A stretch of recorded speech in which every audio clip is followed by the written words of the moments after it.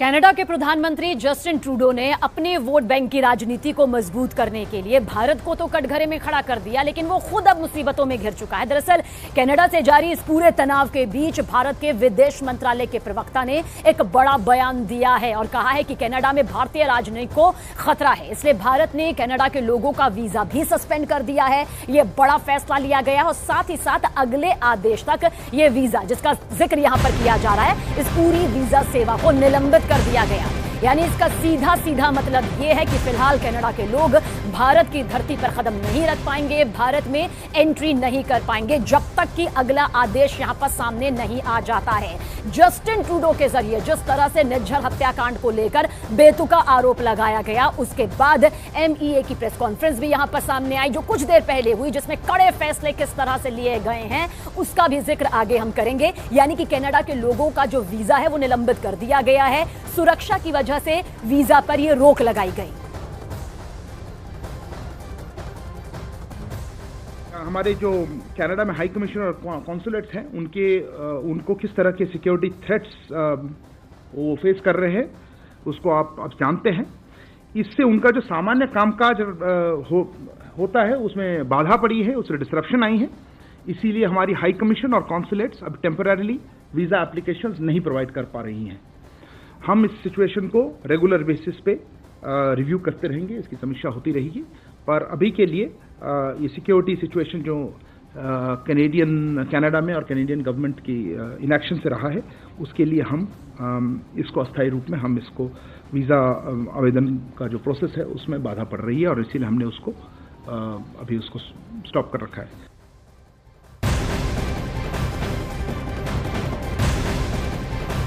वो हिंदुस्तान, वो भारत जो 1% भी यानी कि किसी भी तरह से बाहरी या आंतरिक आतंकवाद को नहीं झेलता है, उस पर आरोप लगाकर खुद यहां पर कनाडा के प्रधानमंत्री ने मुसीबत मोल ली है और इसके साथ ही विदेश मंत्रालय ने कनाडा पर बड़े आरोप लगाए और कहा कि कनाडा ने जो भारत पर ये आरोप लगाए हैं वो वहां की राजनीति से प्रेरित हैं और अभी तक कनाडा की ओर से, कनाडा की तरफ से किसी भी तरह का जो सबूत है वो नहीं मिला है, यानी कि बेवजह बेतुका ये आरोप लगाया गया।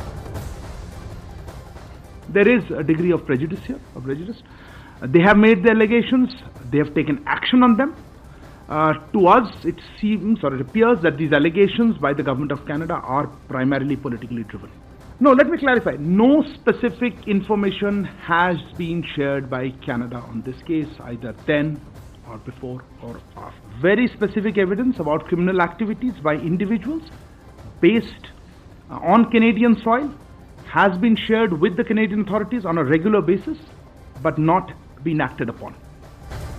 और इस पूरी प्रेस कॉन्फ्रेंस के दौरान भारत के विदेश मंत्रालय के प्रवक्ता ने यह भी कहा कि भारत के कहने पर कनाडा अपने राजनयिकों की संख्या घटा रहा है। ये बड़ी खबर भी बता दें आपको। और इससे पहले कनाडा उच्चायोग ने भारत में अपने राजनयिकों और स्टाफ को एडजस्ट करने का ऐलान भी किया था। तो राजनयिकों को कम करने का फैसला और कनाडा सरकार का ये बड़ा फैसला, जिसका जिक्र यहाँ पर एमई की जो प्रेस कॉन्फ्रेंस कुछ देर पहले हुई, जिसमें कुछ कड़े फैसले भी यहाँ पर लिए गए, जो कि किसी एक मुंह तोड़ जवाब से कम नहीं है कि आखिर ये बेतुका और गंभीर आरोप जो हिंदुस्तान पर लगाया गया है किस बिना पर लगाया गया है। आपके यहां पर आतंकवादी अगर हैं तो उनका पनाहगार ना बना जाए, उस पर फौरन एक्शन लिया जाए। और इसी के साथ भारत का ये बड़ा फैसला देखिए किस तरह से सामने आया है। तो निर्झर हत्याकांड को लेकर जिस तरह से कनाडा के प्रधानमंत्री जस्टिन ट्रूडो ने यह बेतुका बयान दिया, बेतुका आरोप भारत पर लगाया, उसके बाद भारत ने भी जवाब देने में देरी नहीं की थी। कनाडा में भारत के शीर्ष राजनयिक को जिस तरह से निष्कासित किया गया, उसके बाद भारत सरकार ने भी कुछ अहम फैसले यहां पर लिए हैं। भारत के कहने पर स्टाफ घटा रहा है। देखिए जो प्रेस कॉन्फ्रेंस अभी हुई थी इसमें इस बात का भी जिक्र यहां पर किया गया है। दरअसल भारत ये जानता है कि किस तरह से बाहरी और आंतरिक आतंकवाद का खात्मा करना है, लेकिन कनाडा में जो राजनीतिक माहौल इस दौरान बना हुआ है, जस्टिन ट्रूडो इसी का फायदा उठाना चाहते थे, लेकिन उनकी तरफ से कहे गए एक एक शब्द ने पूरी बौखलाहट उनकी यहां पर सामने रख दी है।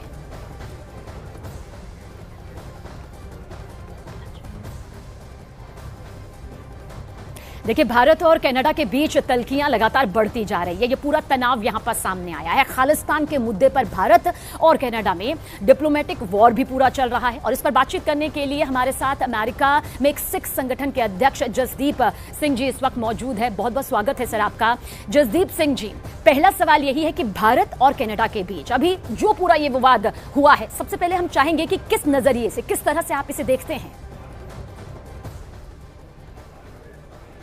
जी, भारत और कनाडा के बीच में अभी जो विवाद हुआ है वो बहुत ही एक दुखद मैं उसे नजरिए से देखता हूं, क्योंकि एक कनाडा के प्रधानमंत्री की किस्म का बेबुनियाद और एकदम जिसे कहते हैं बिना किसी सबूत के इतना बड़ा बयान दे देना बहुत ही एक ये शर्मनाक मेरे हिसाब से ये उनका था। और इससे ना उन्होंने कोई प्रूफ दिया, ना ही कोई उन्होंने कोई सबूत दिए।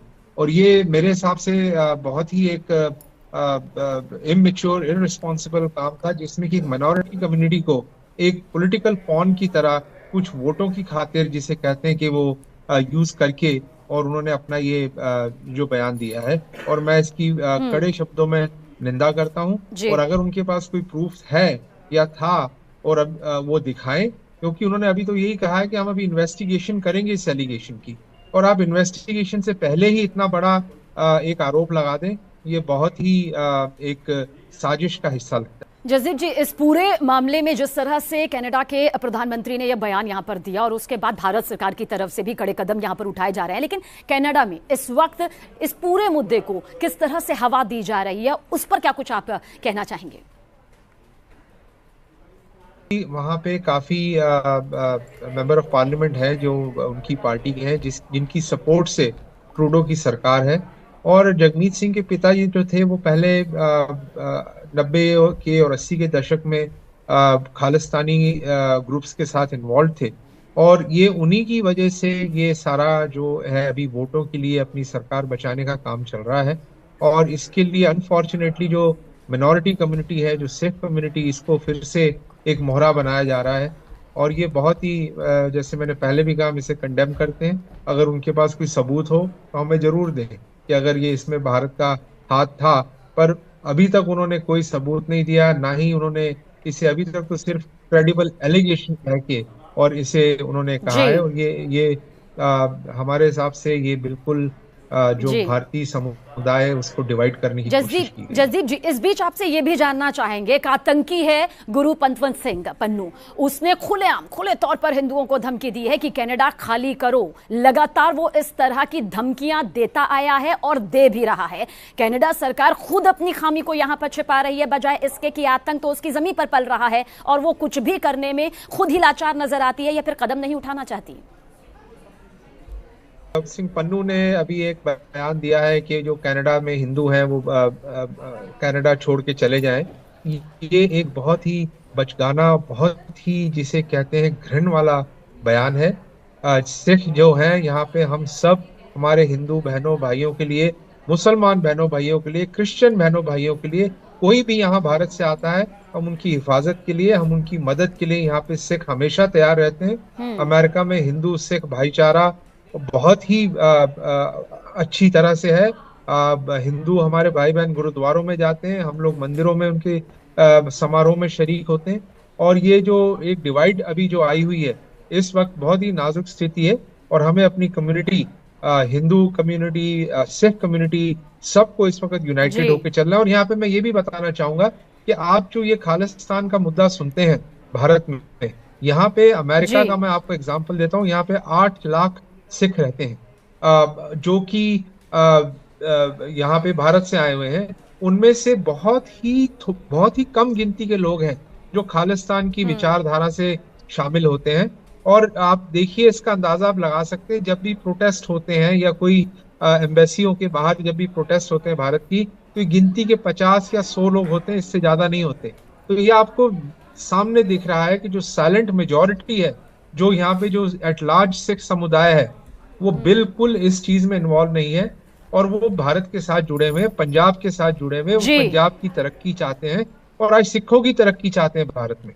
और वो ये भी चाहते हैं कि भारत में जो भी सिखों के मसले हैं, मैं ये नहीं कहता कि आज भारत में सिखों के कोई मसले नहीं है, भारत में सिखों के कई मसले हैं, हिंदुओं के कई मसले हैं, मुसलमानों के कई मसले हैं, क्रिश्चियनों के कई मसले हैं, दलितों के कई मसले हैं, पर भारत में एक एक पालिका है, वहां पे कोर्ट सिस्टम है, भारत का संविधान है, उसमें रह के ये सारे मसले हल होते हैं।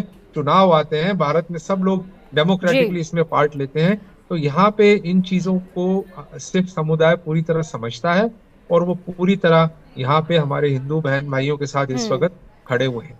जसदीप जी, देखिए, भारत बखूबी जानता है कि आतंक पर किस तरह से लगाम लगानी है, कनाडा की धरती पर किस तरह से आतंक बेलगाम हो रहा है वो पूरा विश्व देख रहा है, लेकिन बेतुका गंभीर आरोप यहां पर खुद भारत पर लगा दिया जाता है। लेकिन भारत की तरफ से भी फौरन यहां पर जिस तरह से जवाबी कार्रवाई की गई, जो कदम यहां पर उठाया गया है, आपके नजरिए से क्या लगता है आपको, क्या वो काफी है या इससे भी सख्त कदम यहां पर उठाए जा सकते हैं? जी, यहाँ मैं ये कहना चाहूंगा कि भारत सरकार ने जो जवाबी कार्रवाई की है उसमें उन्होंने जो वहाँ के जो डिप्लोमेट हैं उन्हें एक्सपेल किया, ये बिल्कुल ठीक किया। जो ट्रैवल एडवाइजरी भारत ने दी वो भी टिट फॉर टैट किया है। और मैं समझता हूँ कि इस वक्त भारत को जो यहाँ पे जो कम्युनिटी है, जो हमारी सिख कम्युनिटी है, जो हमारे बिल्कुल एम्ब्रेस करना चाहिए।